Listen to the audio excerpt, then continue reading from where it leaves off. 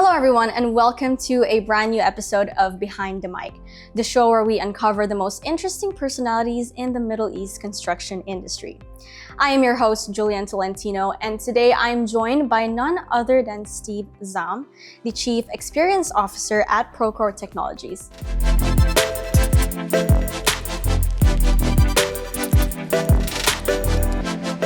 Steve, thank you so much for joining us. How are you feeling today? I'm doing great, Julianne. So great to be here.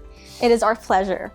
So today, you hold a very unique title of Chief Experience Officer at Procore.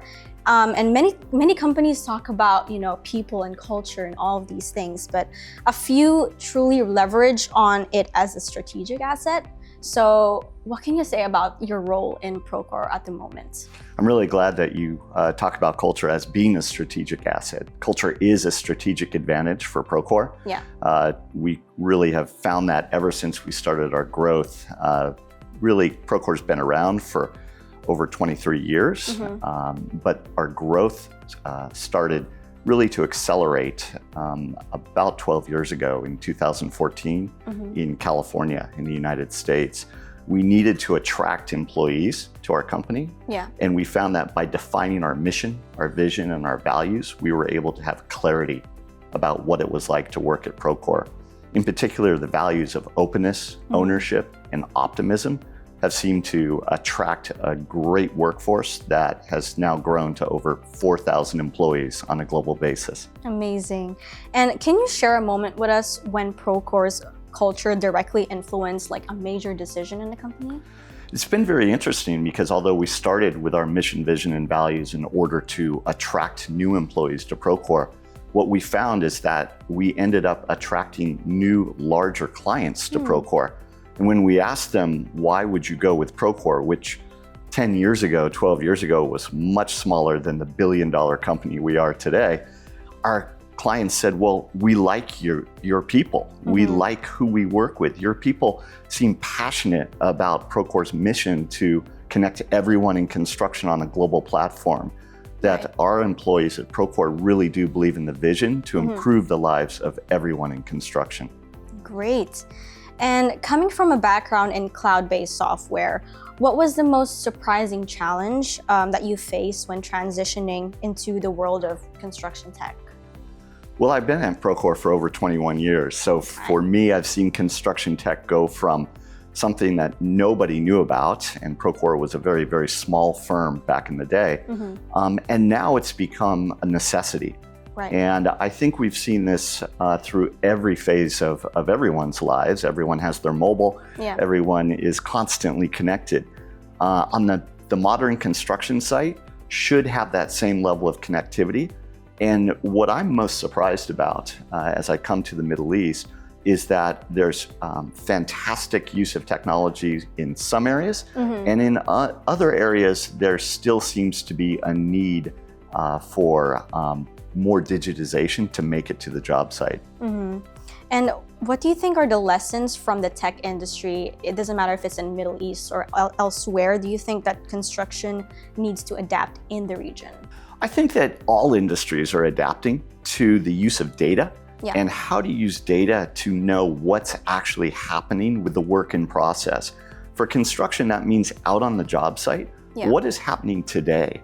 What are the behaviors that are being carried out on the job site that either get work done or minimize the risk? And of course, there's always risk around safety, but there's also risk around project budgets and around project schedules. And if technology can be used to gather data that then provides insight on behaviors that drive risk, I think that will be a giant step forward for construction. Absolutely. So let's talk AI. It's a buzzword right now that I think with GPT and DeepSeek also taking center stage in our everyday lives, it's important for us to talk about AI. How do you see it transforming construction management, maybe from a Procore perspective, but also in general? Well, Procore's in the forefront of using AI within our tools, and we've started just by simply using AI for natural language search. So often finding the information that is needed. For example, what is the spec for a certain piece of equipment? What are the regulations for certain types of processes on the job site? AI can help reveal those from the project documents. But going beyond that, if you think about the job of a typical superintendent or project manager and all the variables that they have to balance on a day-to-day basis, AI, and especially agentic AI, where AI agents can be watching this data that comes in from the job site, AI can help the superintendent in the decision-making process. In other words, AI doesn't make the decisions, AI supports the decisions. Right. And as Chief Experience Officer, how important is it for you to educate your people into using AI the right way? Oh, I think it's so important. It's important for not only our internal employees at Procore to understand the power of AI to find the information they need, but also to demonstrate to our clients valid use cases. How can AI support decision-making out on the construction site? Right. All right, so where do you draw the line, let's say, between automation and human experience needed to run a successful project? I think you always draw the line if there are any decisions that could have a safety impact, for example. That has to be driven by human experience and human judgment in all cases. But then when you look at the variables that could impact risk around schedule or risk around budget, there are so many different things going on the job site that if AI can kind of say to the superintendent or the project manager, hey, did you realize that this shipment of materials is delayed? Did you understand that these change orders that may have a cost impact have not been approved yet? And if it can bring that to the attention, then that is where I think that AI can be so powerful. Right, and it just needs to be, communication is key in this case. Yes. Amazing. So let's talk about Dubai specifically. With Dubai leading the charge on many smart cities and also digital transformation, do you think that the global construction is moving fast enough to keep up with this? And what do you think, what's holding it back? Moving fast enough to keep up with Dubai? That's pretty fast. In my visits to the region, I've been so impressed with the pace of change, the willingness to really forge ahead and improve. I think the construction industry is keeping up, but what we see, especially in KSA, for example, is that the need for staffing on the giga projects means that the old way of really substituting labor for efficiency, it's not going to work. I visited job sites up in the Red Sea area, and with so many projects being built at the same time, the region is competing with itself for labor. In that case, construction needs to become much more efficient. You need to do more work with less labor, and digitization technologies such as Procore's are really helping drive that efficiency so that people don't do construction that results in rework, that phases are done in the right sequence. These are all important ways of improving efficiency, and Procore's technology can really make an impact there. And do you think it's important to involve Procore at the beginning stages of a project, and how does it affect that? Absolutely. Procore really comes in as soon as the design phase is ready for handover for actual course of construction. For over 20 years, we've specialized in building software for the people on the job site, the folks in the field, to use to ensure that projects are on time, on budget, have high quality, and run safely. That field tool focus is really where Procore sees an opportunity in the region. Right. So, fun question I have for you here.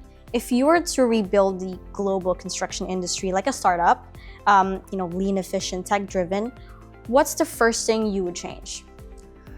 Boy, I'm a technology person, not a construction person.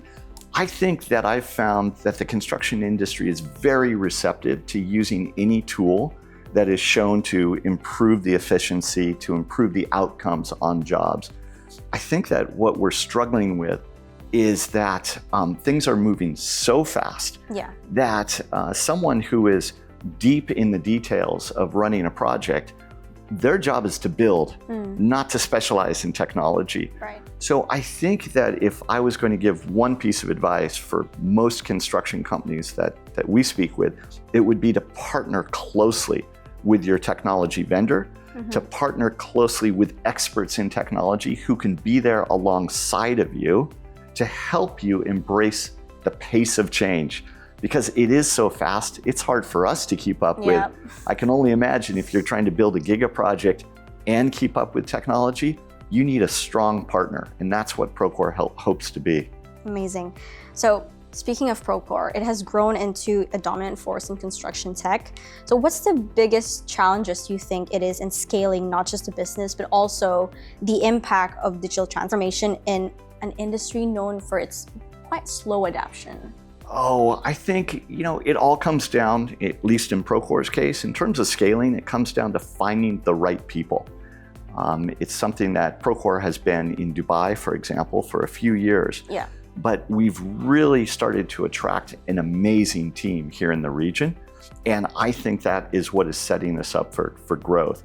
I think the same thing goes for construction companies throughout the region. If they can find the right people, the folks who are open to embracing new technology, they will find that they will bring more efficiency to their job sites, to the way that projects are managed.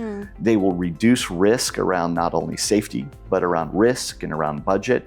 And I think we're going to see a transformation in how construction is being done, but it's going to be driven by the people who are open to learning about these new technologies. Right. And last but not the least, what are you most excited about in 2025, Procore and otherwise? I think for Procore, it's my role is to support our international growth, namely in the Middle Eastern region as well as in Europe.